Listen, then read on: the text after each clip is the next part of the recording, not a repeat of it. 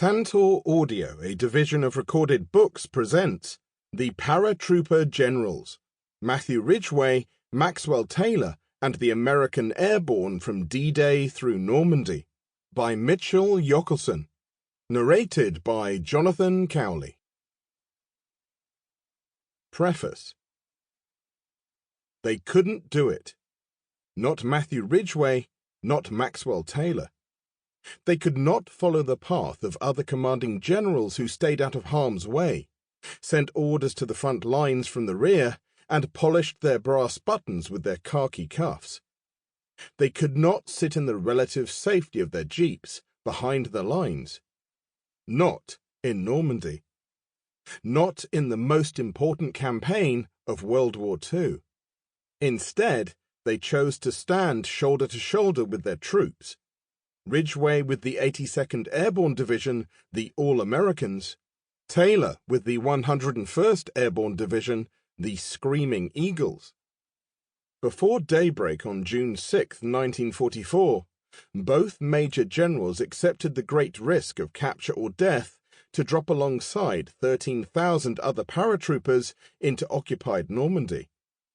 That day, and for the next 6 weeks, Ridgway and Taylor led their men, alongside their men, during fierce combat among the hedgerows, across canals, and through villages and city streets, eradicating German troops from Normandy.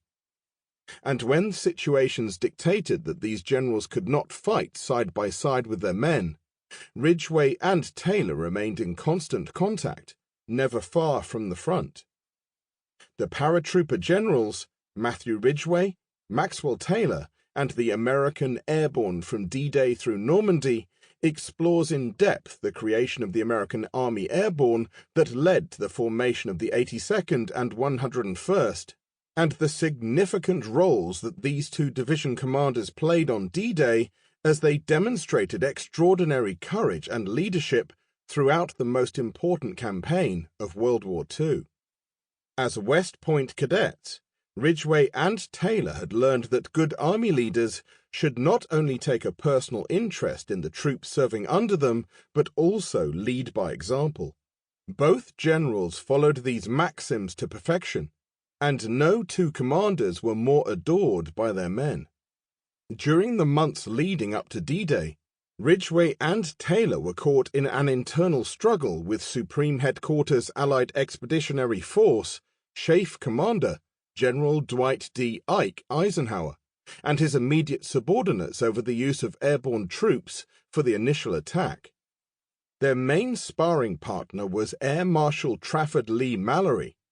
The British Air Commander did not support troops landing by parachute before the Army's main thrust on the landing beaches. Lee Mallory, convinced that such an operation would be a total failure, foresaw exorbitant casualties.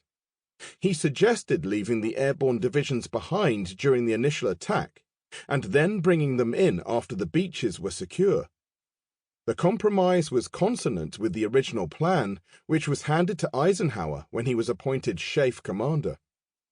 That plan for the Allied liberation of Europe, known as Operation Overlord, was designed by a combined team of American and British officers.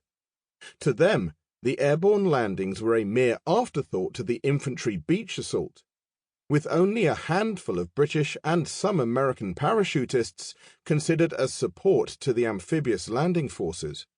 As Eisenhower familiarized himself with the early Overlord plan, he was at least willing to listen to a larger airborne component of Neptune, the cross-channel phase of the Normandy attack. Ridgway and Taylor refused to stand down. They argued hard in meeting after meeting to convince the strategists that without a sizable airborne invasion in order to secure Utah Beach before the landings, the entire operation could fall apart on the first day. Ridgway and Taylor, friendly but not friends, formed a strong alliance. They pushed back against detractors who lectured that an airborne drop in Normandy would cause more than 70% casualties, perhaps higher, and they won the argument. Their thinking benefited from the support of Chief of Staff George C. Marshall and First Army's General Omar Bradley.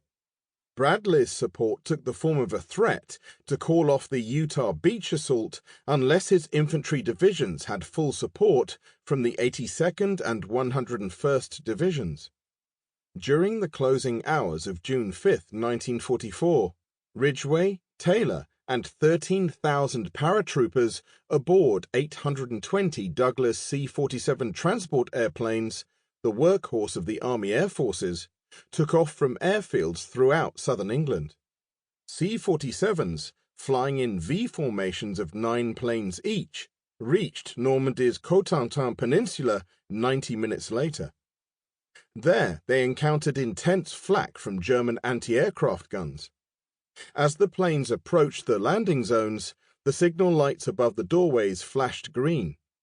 Jump masters ordered the soldiers to stand up, hook up, and jump out.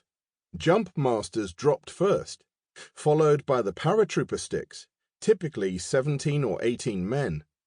Flying at a low altitude to avoid the enemy's radar, they exited the planes in many instances at only 400 feet above ground, that was to have been marked by pathfinder lights and navigational aids. The airborne troops were part of U.S. 7 Corps, commanded by General J. Lawton Collins.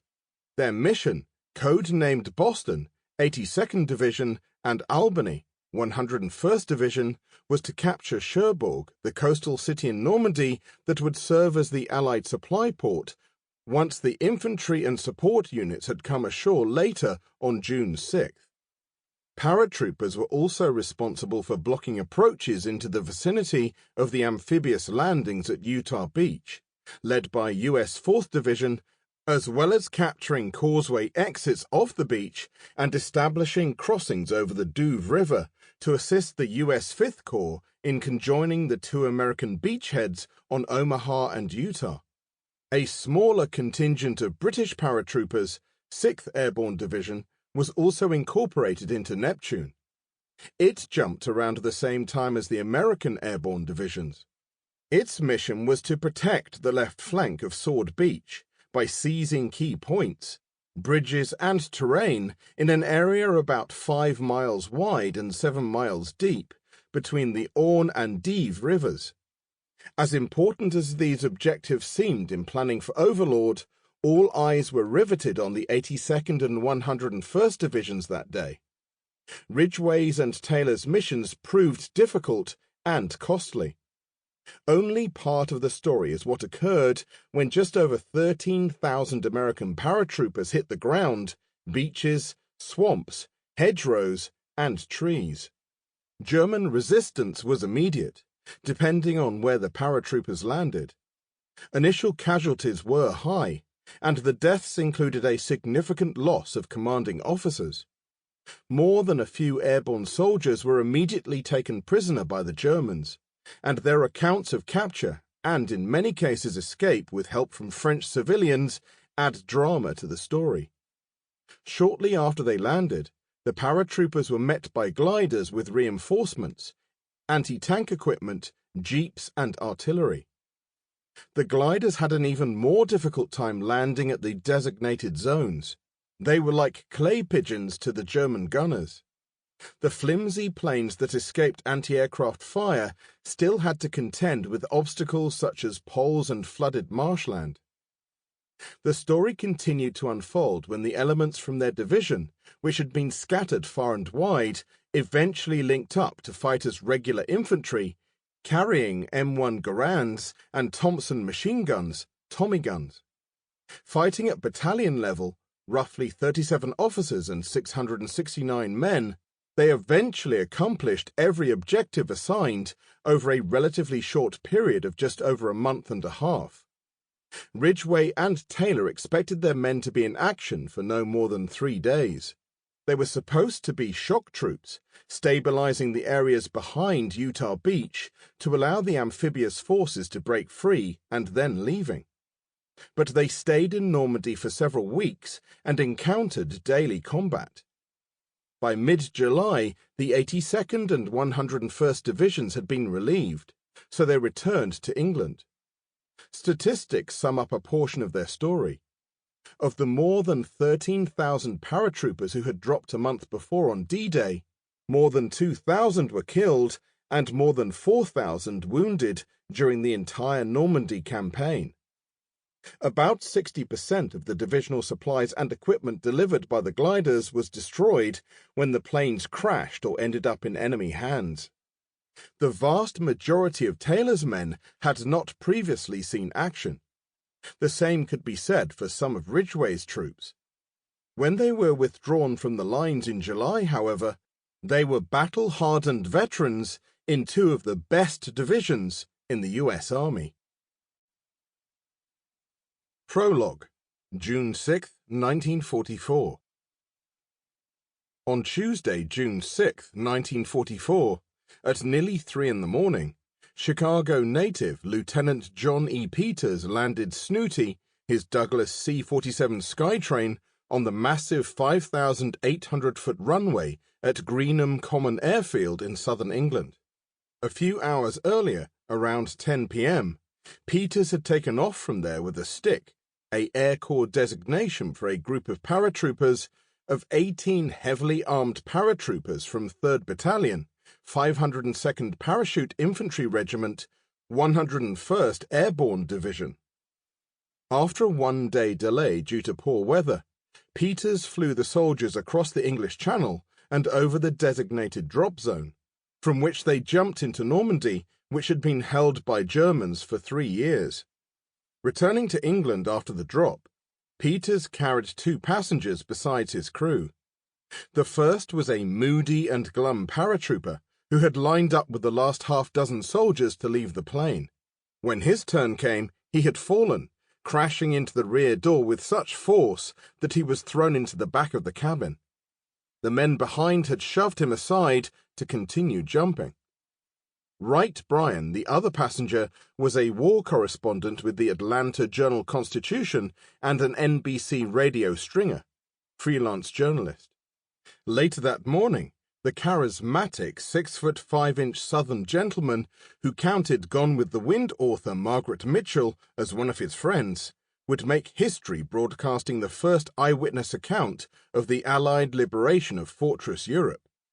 Scaife knew that all eyes were on the paratroopers, so the veteran journalist, who had been in Europe for 2 years covering the war, was invited by NBC London manager Stan Richardson to report what he saw with his own eyes.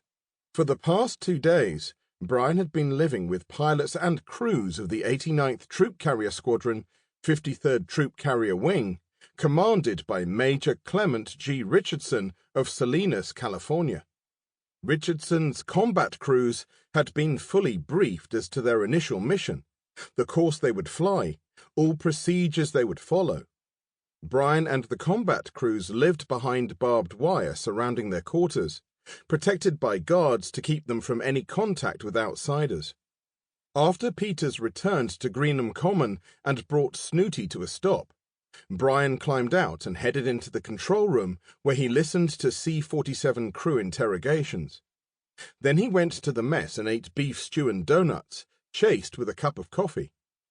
From there, with journalist Demery Bess from the Saturday Evening Post, Bryan was taken to a waiting jeep and driven to London, 55 miles away. The chauffeur's erratic driving scared Bryan more than the flight to Normandy. Several times, he thought they were headed into a ditch or the Thames River. Entering London just before daybreak, Bryan felt his fear surge when he saw what seemed to be a paratrooper and his limp chute dangling from an overhead trolley wire. He wondered whether the Germans had counterattacked and shot down a C-47. Bryan had his driver stop the jeep. He shined a spotlight on the lifeless figure, but it turned out to be a cardboard dummy advertising some show or carnival. Bryan was dropped off at the Ministry of Information (MOI) office, located in Senate House of the University of London in Bloomsbury, where the nerve centre of handling war news had been established. The site contained a large newsroom for reporters, studios for broadcasting, and a war room draped in maps that only the 533 accredited SHAFE journalists could enter. A few people, most of them sound asleep in chairs, were there when Brian arrived. The quiet didn't last. At 9:32 in London, or 3:32 Eastern Wartime, Colonel Ernest Dupuy, a SHAFE press aide, read General Dwight D. Eisenhower's official communique announcing D-Day. Under the command of General Eisenhower, Allied naval forces, supported by strong air forces, began landing Allied armies this morning on the northern coast of France. The announcement brought a horde of press to the MOI newsroom, accompanied by high-ranking Army and naval officers to answer their questions. Brian banged out his radio script on a typewriter in another room. 10 pages, double-spaced. At 4:15 Eastern Time, he went on the air for just more than 14 minutes, standing in front of the microphone, one hand cupping his left ear and the other holding his script. Barely pausing, Brian's rich southern drawl captivated listeners with prose worthy of William Faulkner. The first spearhead of Allied forces for the liberation of Europe landed by parachute in northern France, he began.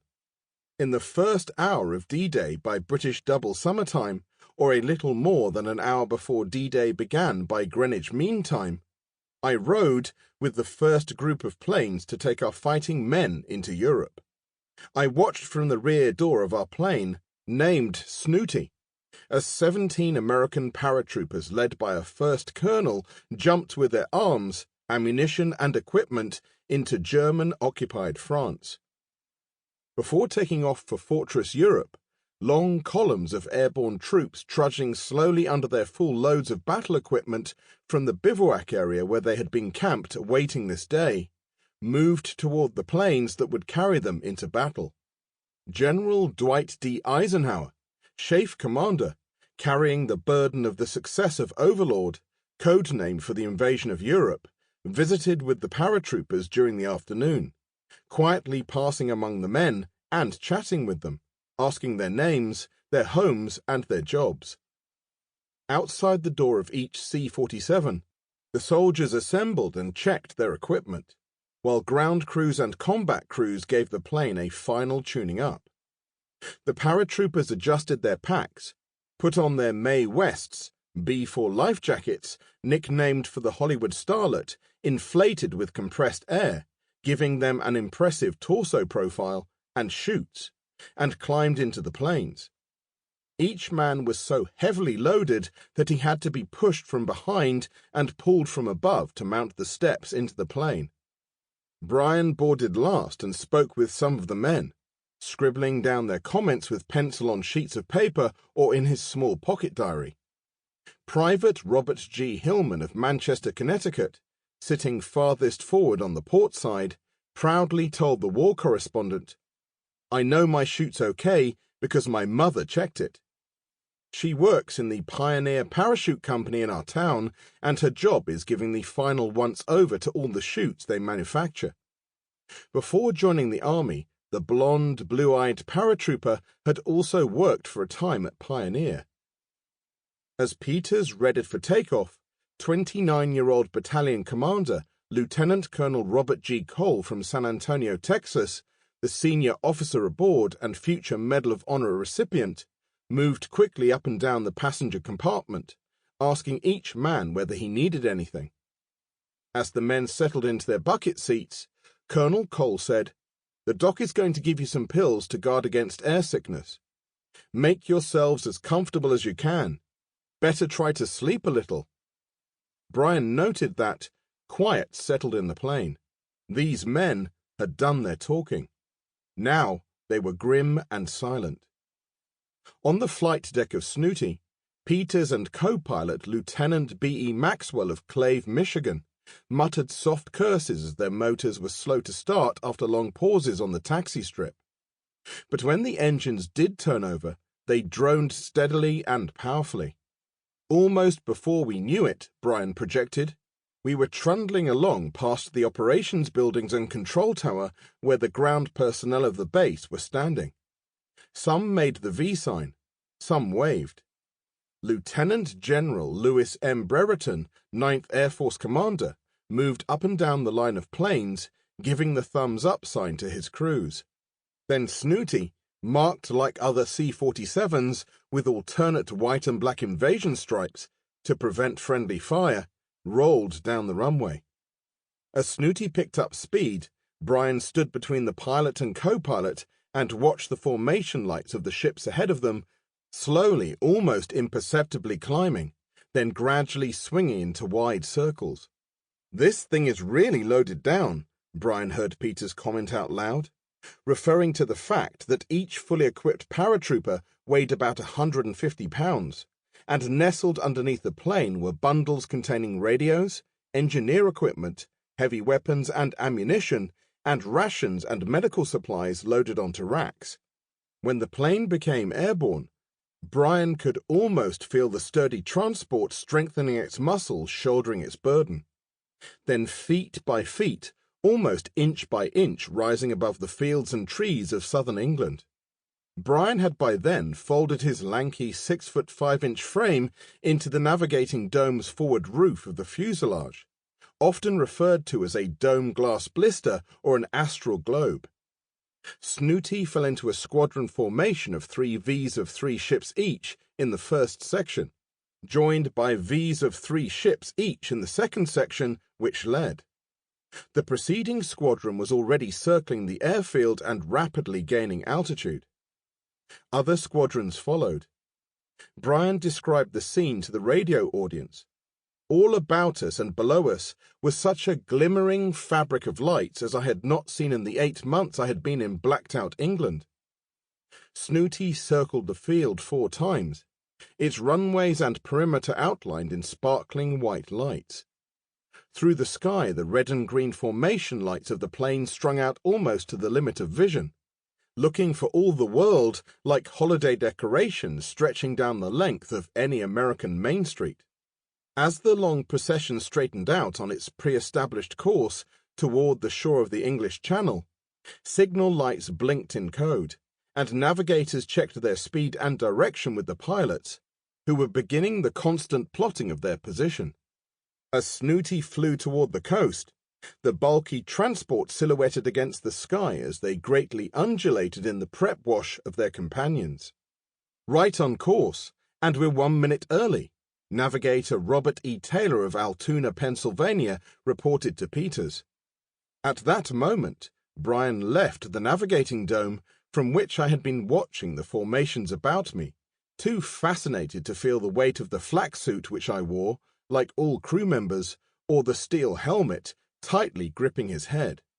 Brian walked down the long passenger cabin to see how the paratroopers were faring.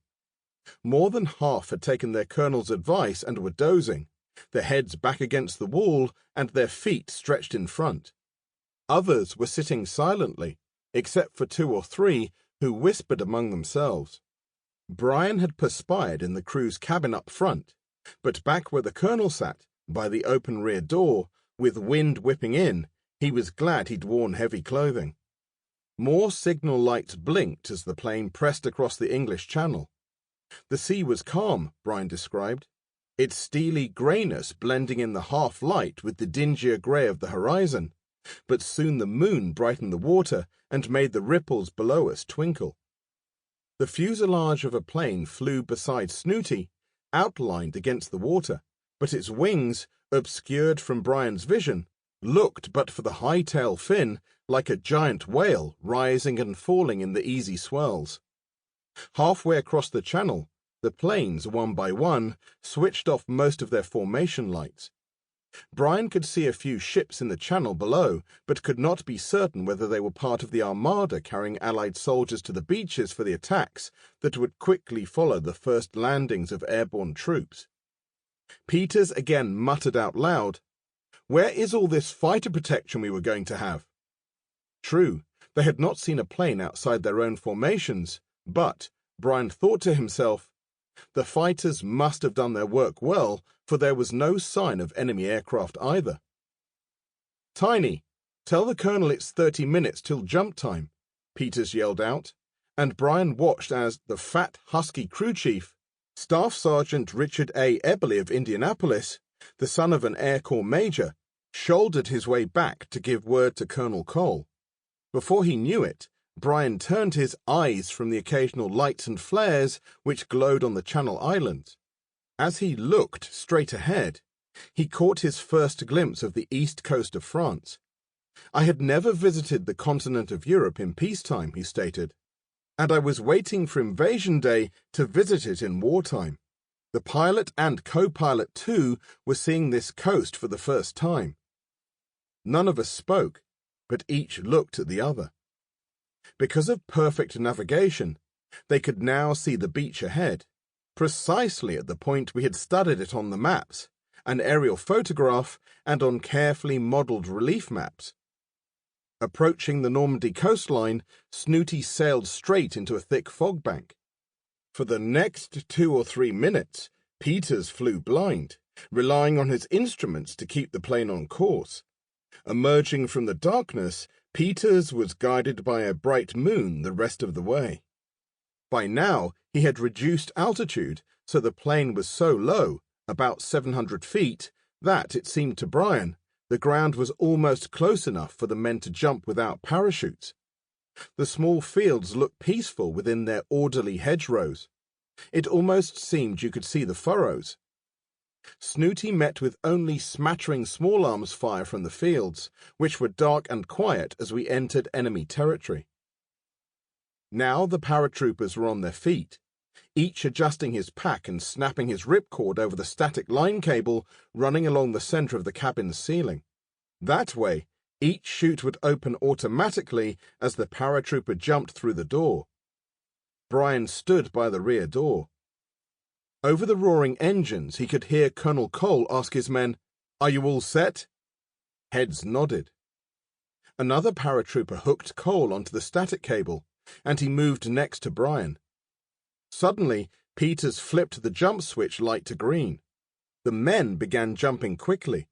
In a matter of minutes, the empty plane flew back over the water, setting a course for home, while a few tracer bullets curved up to the side of us and behind us.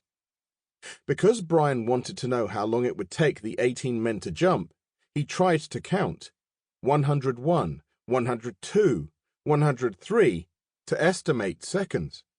Before I had counted to 10 seconds, it may have been 11 or 12, but no more. Our passengers left us, Brian said.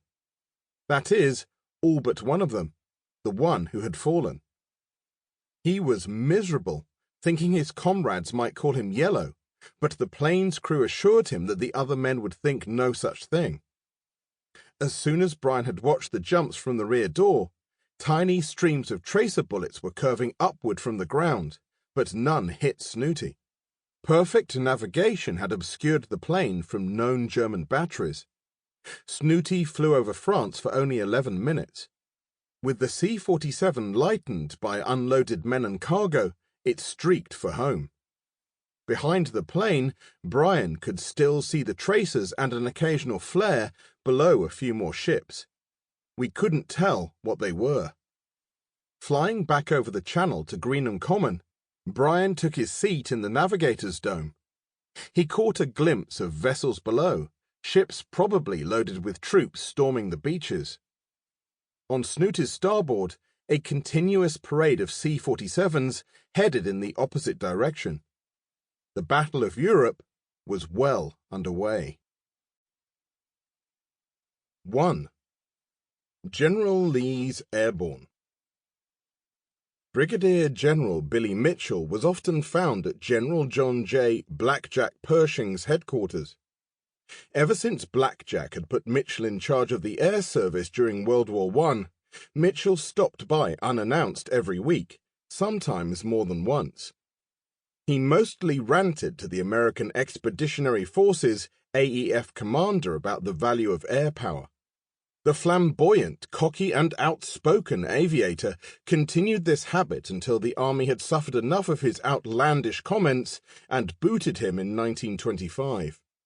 Mitchell came by one afternoon in mid-October 1918, when Pershing was in a particularly foul mood. After 3 weeks of continuous combat, his doughboys were struggling at Mouzargon. Messages from the front told Pershing that their attacks had gained little ground. Casualties mounted. The other Allied commanders... Sample complete. Ready to continue?